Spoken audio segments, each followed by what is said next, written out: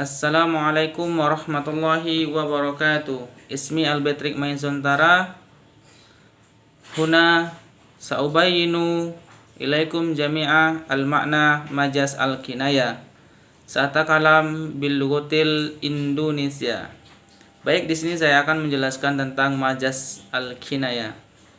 Di dalam bahasa Arab, majaz al-kinaya adalah al-kinayatu labzun utliku wa urida bihi lazimu ma'nahu ma'a jawazi iradati zalikal ma'na, yang artinya kinaya adalah lafaz yang disampaikan dan yang dimaksud adalah kelaziman dari maknanya. Di samping itu juga boleh dimaksud pada makna yang sebenarnya.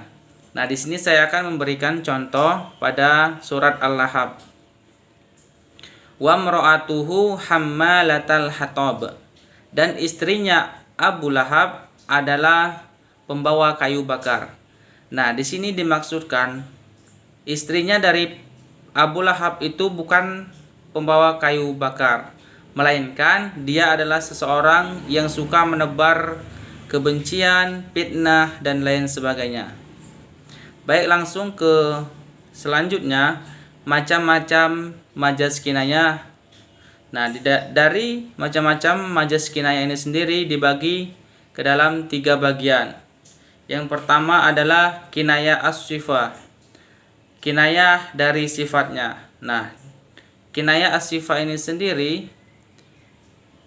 dibagi ke dalam 2 bagian. Yang pertama adalah kinayah al-qaribah, kemudian yang kedua adalah kinayah ba'ida. Di sini saya akan memberikan contoh kinayah al-qaribah terlebih dahulu. Ahmadu thawbuhu tawilun. Ahmad itu bajunya panjang. Nah, di sini bisa dipahami bahwa badan atau tubuh dari Ahmad itu sendiri adalah besar dan juga panjang. Kemudian lanjut ke yang kedua, yaitu kinayah ba'ida. Di sini saya akan memberikan contoh Aliyun yadubbu alal aso. Ali berjalan dengan tongkat.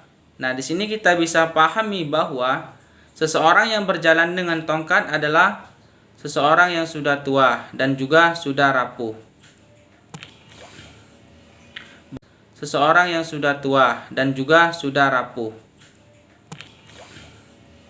Baik, untuk pembagian kinayah yang kedua adalah kinayah an-mausuf, yaitu kinayah atau sesuatu yang disifati. Di sini saya akan memberikan contoh, huwa harisun ala malihi. Dia penjaga hartanya. Di sini dimaksudkan menjaga adalah seseorang yang pelit. Baik, untuk kinayah yang ketiga adalah kinayah an-nisbah.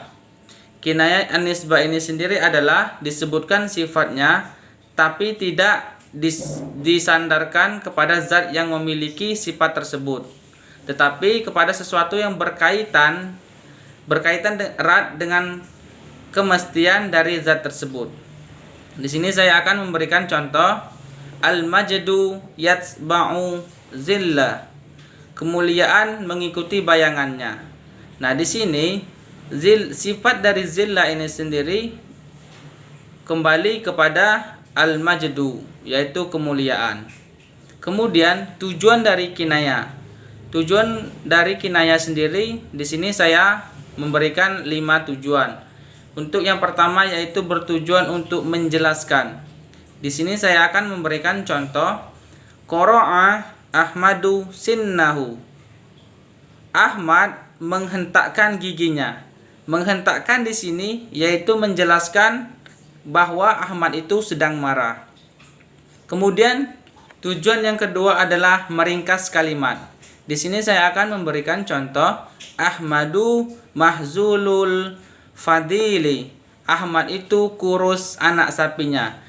Nah, di sini dimaksudkan bahwa kurus anak sapinya itu seseorang yang senang dermawan.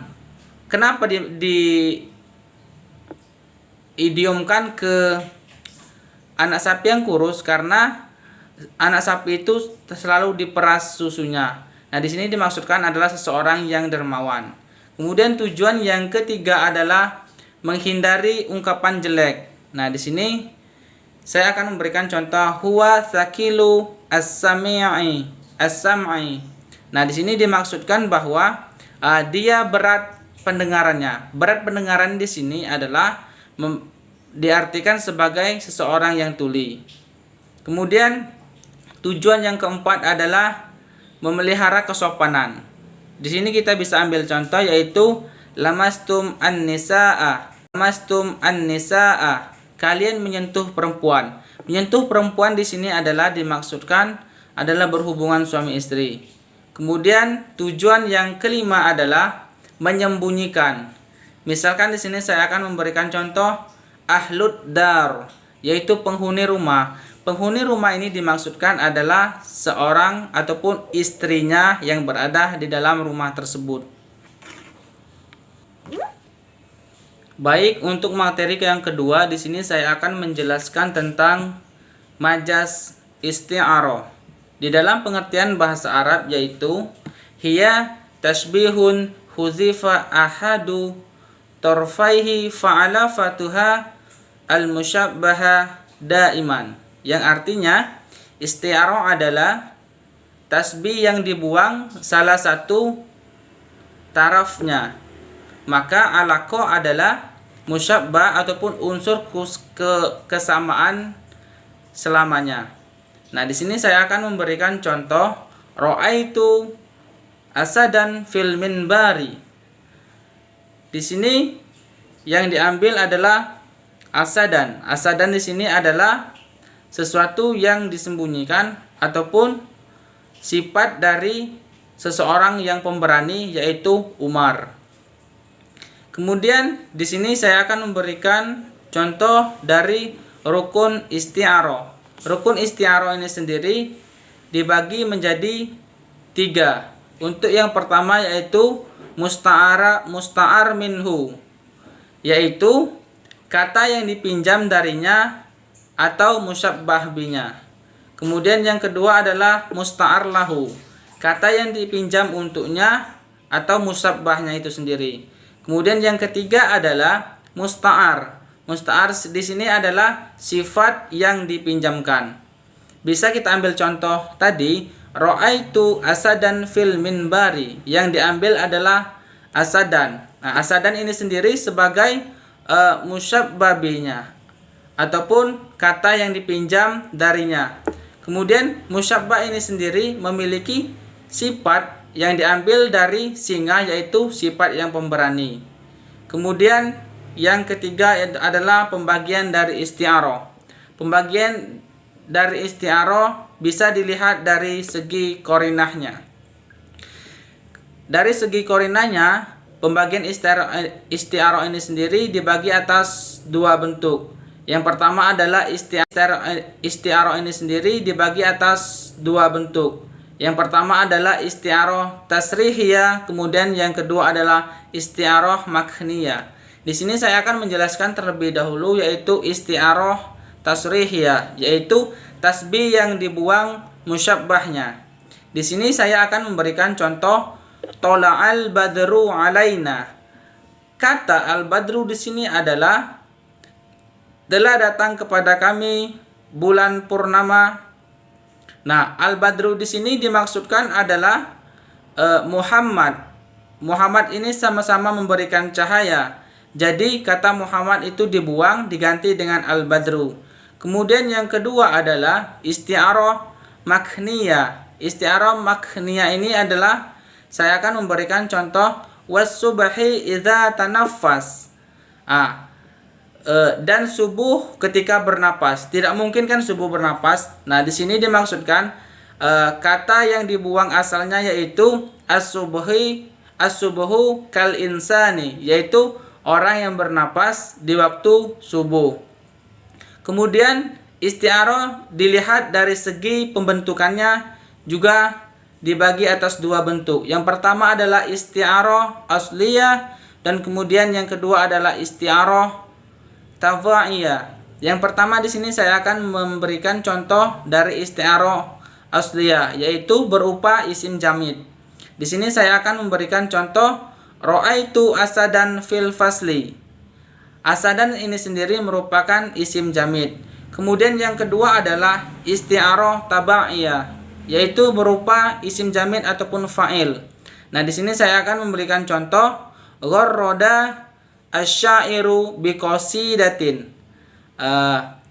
Berkicau, penyair itu berkicau. Berkicau di sini dimaksudkan adalah bukan berkicau ya, tetapi dia bernyanyi. Berarti seseorang penyair itu sedang bernyanyi. Kemudian di sini kita bisa melihat dari segi tanda-tandanya, yaitu dibagi atas 3 bentuk. Yang pertama adalah isti'arah murasyah, yaitu disebutkan ciri musyabbabihnya. Di sini saya akan memberikan contoh ulaikal ladzina ishtarud dalalata bil huda fama rabihat tijaratuhum. Nah, di sini kita ambil yaitu ishtarau. Ishtarau di sini adalah membeli, kemudian juga bisa dilihat di tandanya itu ulaikal ladzina ishtarud dalalata bil huda fama rabihat tijaratuhum. Nah, di sini kita ambil yaitu ishtarau. Ishtarau di sini adalah membeli, kemudian juga bisa dilihat di tandanya itu robihat. Nah, di sini seseorang yang melakukan jual beli tentunya akan untung dan juga rugi. Maka di sini bisa dikatakan yaitu isti'arah murasyah. Kemudian yang kedua adalah isti'arah mujarrodah. Isti'arah mujarrodah ini sendiri yaitu disebutkan ciri musabbahnya. Di sini saya akan memberikan contoh yaitu ra'aitu asadan fil fasli, yaitu asadan di sini sebagai musabbabihnya. Kemudian tanda dari musabbahnya itu yaitu fil masjid, di masjid. Nah, di sini asadan dimaksudkan bahwa diibaratkan yaitu seseorang yang pemberani berada di dalam masjid.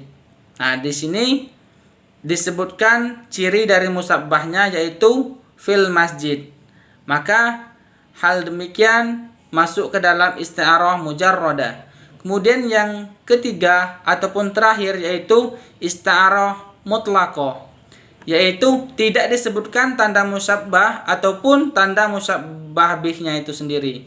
Di sini saya akan memberikan contoh wattaba'un nura allazi unzila ma'ahu, dan ikutilah cahaya yang turun bersamanya. Cahaya di sini dimaksudkan yaitu bukan cahaya tetapi melainkan Al-Qur'an. Baik, mungkin itu penjelasan materi dari saya yaitu UTS Balaghah, dosen pengampu Ustadz Jafar Shodiq MPDI. Wallahu muwaffiq ila aqwamit thoriq. Assalamualaikum warahmatullahi wabarakatuh.